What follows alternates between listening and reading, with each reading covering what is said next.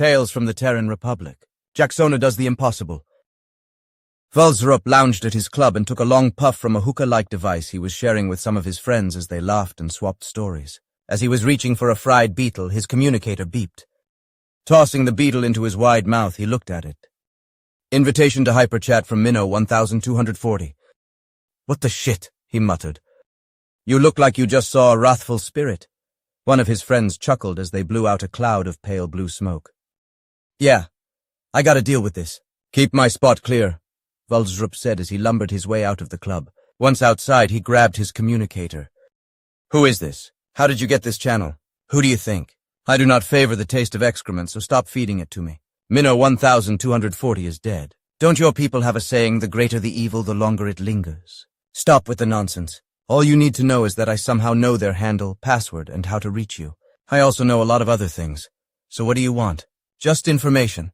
The Federation lost their eyes in the Republic. Your agents are alive and well. I need fresh intel, and I thought who better to ask than my favorite toad. And why would you think I would have anything like that? I'm just a textile merchant. I don't have much time, so why don't we drop the act? I know you are a senior member of the Cabal. I also know a lot of other very, very interesting things about you. So why don't you just save both of us a lot of time and answer my fucking questions, old friend? Vulzrup groaned and turned his eyes skyward. Fine. What do you want to know? How is the icy grip of the inner hells, by the way? You have no idea. Jaxona woke with a strangled yelp. Oh, by the black abyss, she thought, trying to shake the images from her head. Nope, she wouldn't be going back to sleep tonight. Dim lights glowed at her command as she fetched around the pool that was her apartment, trying to shake herself fully awake. Her eyes fell upon a sealed bottle sitting in a polished stone niche. Nope, she thought. It wasn't that bad. Yet. Besides, she had to be on point. She had a presentation to make at the morning briefing. She wiggled over to the bot's docking bay and squirmed inside. She queried the time. Crap, it was a long time until morning.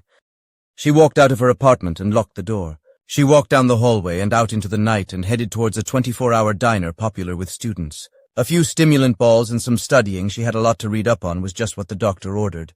An all-nighter was a welcome taste of normalcy. Jaxona managed to both pace her bot back and forth as well as twirl inside her globe as she made her presentation. The wars over control of the power and wealth that the red jelly promised nearly consumed our civilization. Even once the secret became known to all, the problems didn't stop. Remember, we developed anti-aging technology while we were still planet-bound. Strict population controls that quickly became racial eugenics were put in place, causing more dissent and conflict. And then finally, there were issues with the extreme long life itself. Our brains weren't designed to live forever, just like the brains of most sapient races. Eventually, madness and depravity slowly took over entire generations, starting with the oldest and most powerful.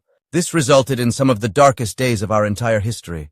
Eventually, the red jelly became to be perceived more of a curse than a blessing. And after yet another war, the technology was utterly destroyed, wiped from history. That's why we are taking this situation so seriously. Our history shows the incredibly destabilizing effects that this sort of thing can have for centuries after its initial appearance.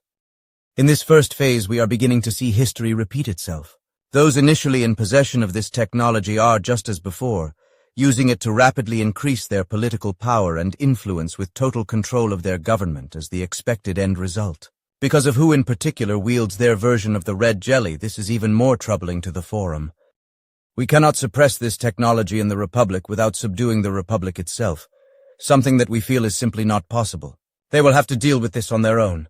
The only thing we can hope to do is halt the expansion of this technology into the Federation, thwart the designs of Patricia Hu regarding us, and, if possible, remove her from the equation entirely, which would be ideal for both the Federation and the Republic. You have the complete support of the Calent Forum on this matter, and we will back any measure short of a war with the Republic, which we can all agree would be the worst possible outcome. She was nearly beside herself. She was actually doing some briefing during the morning briefing. She'd even been given permission to give the task force a small bit of Calent history. This was amazing. Thank you, Jaxona, Senior Agent Xrenek said. We appreciate this insight into your history and culture, and the insight it gives us concerning the threat that we now face. Jaxona beamed as she did her trademark happy swirl inside her globe. And that will be all, gentle beings, Xrenek said. Good hunting, and as always, be careful. Everyone stood up and started filing towards the door. As Jaxona was cleaning up the conference room and collecting tablets, They had started using dedicated briefing tablets at her suggestion. Xrinex even complimented her on the idea. She called out to Xrinex as he was leaving. "Excuse me, Senior Agent Xrinex," she asked. Xrinex just stopped and closed his eyes. What now? He couldn't take a shit without that guppy asking him about it. He just took a deep breath and didn't say any one of the half-dozen things that immediately leapt to mind. The Callant was a good kid and completely out of her depth. He smiled a little. She kind of reminded him of himself when he first started. So eager, so clueless. "Sigh. Yes, Jaxona?" he said as he turned around. I was wondering," Jaxona said as she picked up the last tablet and stowed it away in her bot. "During the briefing from the medical team, I had a thought." "Here it comes," Xrinex thought to himself. One of her ideas incoming. "And that was?" Xrinex asked. "Okay," Jaxona exclaimed. "Now this might sound a little bit crazy, but have we considered trying to get the Terrans involved? Aren't they like biology wizards or something?" Xrinex snorted. "Thanks. I needed a good laugh." Xrinex chuckled. "Getting the Terrans involved. Good one. If we are considering bringing in outside help, what about the eels?" "Oh, we are already involved," Jaxona replied. "They haven't said anything because they don't have squat. We are just as confused as you guys are. They haven't said anything because it is inefficient to communicate nothing. Personally, I think it's because we hate admitting when we are stumped."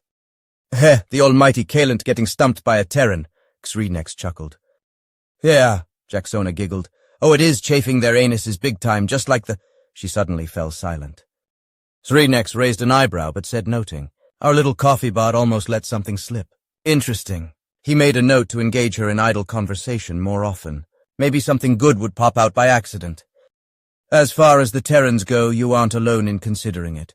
Or weren't alone in any event," the XVLI said as he poured another cup of coffee from the insulated pitcher on the conference table. He sipped it with a smile. "Jaxona made an excellent pot of coffee.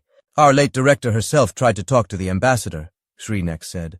"She was certain that the ambassador was part of a faction that would oppose Patricia Hu. She got absolutely nowhere. Trying to get the Terrans, any Terran, to cooperate is a complete waste of time."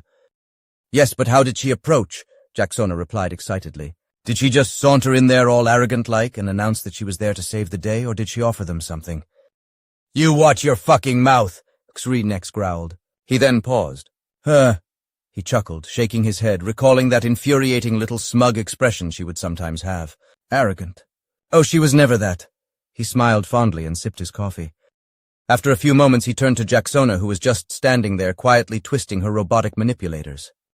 "Okay, Spy Master," he chuckled. "Exactly what could we offer him that would tempt him enough for the John Wintersmith, Lord of the Assholes, to cooperate? We have nothing." "We have 4 things," Jaxona exclaimed, jumping up and down with excitement. 4 of them on slabs in our lab, corpses, real biological samples, not scans. She spun around in her globe. "We think that he is part of a faction that is against Patricia, but has that faction managed to get their hands on one of her special people yet? A scan, sure, but actual samples. John is a reasonable person deep down, he has to be. I'm certain he would listen to something that offered a real advantage." "Reasonable." The XVLI chortled. "Okay, Spy Master, make it happen." "What?" "You heard me," Xrinex laughed. "It's your idea, so go and have a meeting with the reasonable John Wintersmith." "Really? Me?" Jaxona asked excitedly. "Yep, you're part of this task force, aren't you? Why not?" "Okay," she enthused. "I'll do it. This was amazing. She never imagined that she would ever actually get to do spy stuff." "What are you waiting for?" Xrinex smiled. "Get to it." "Got it, boss," Jaxona said as she spun around in her globe. She then sprinted off at a breakneck pace. "That was just wrong." Kalfrasa laughed as she walked in holding a cup of tea in a taloned grip. "I thought you liked her." "I do," the XVLI chuckled. "But if she wants to participate, let her participate." He giggled. "I can't wait to see the look on her face when she returns from her meeting with the reasonable John Wintersmith." Jaxona, all eyes and wiggles, walked into the Terran embassy. She could barely contain herself. She was in the Terran embassy. Technically, she just walked into the flipping Republic. She looked over at a desk and consulted her map. Yep, that should be the secretary for the ambassador himself. Toby looked up and did a double-take. No, it wasn't her, but for just a second there. Just wistful thinking. He watched her nervously approach. Hi, Jaxona said excitedly. "Hello," Toby said, passing his built-in scanner over the bot. It was just a basic model. How can I help you? My name is Jaxona, and I was wondering if I could talk to the ambassador, please. The ambassador is a busy man. Unfortunately, he doesn't have time to speak with anyone who wanders in. Oh, I'm here on official business and stuff, Jaxona said, reaching into her bot and handing him a tablet. I'm attached to the Department of Federation Intelligence and want to talk to him about, something. I see, Toby said, looking at her credentials dubiously. Calent Forum Liaison. That was a new one. He read the tablet curiously. She was indeed attached to Federation Intelligence. This should prove interesting. He glanced down the hall. A young woman had stopped reading one of the trashy romance novels that were always on her tablet and was looking over at the callant with alarm. Deep within Toby, something started to rumble. Rising forth out of the darkest corners of his subconscious, a delicious idea started to build, and tearing up through his very soul on a wave of hilarity, it surged, completely unstoppable. I'm sure he will be happy to see you, Toby said, his eye stalks quivering. But first, may I offer you some refreshment?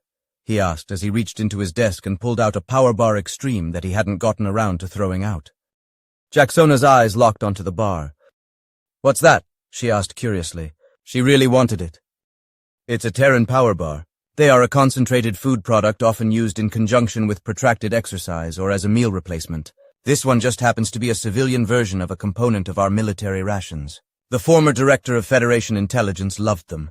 She is the only Kalant with whom I was familiar, but if she found them toothsome, perhaps you will as well, he said as he expertly cut it into cubes.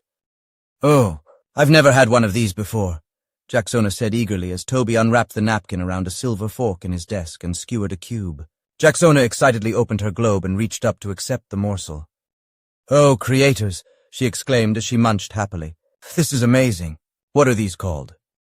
Power Bar Extreme, Toby said as he took a sidelong glance at Patricia's lookout. They were standing with a completely shocked look on their face. Toby, desperately trying to keep his eye stalks straight, handed Jaxona a second cube, which she happily accepted. What is that amazing flavor? Jaxona asked as she spun around in her globe, throwing out a little water.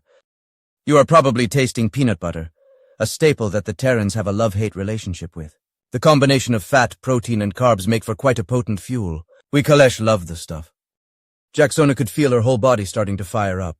This was ambrosia, the food of the gods. Food bars. Amazing, she said as she grabbed the next cube.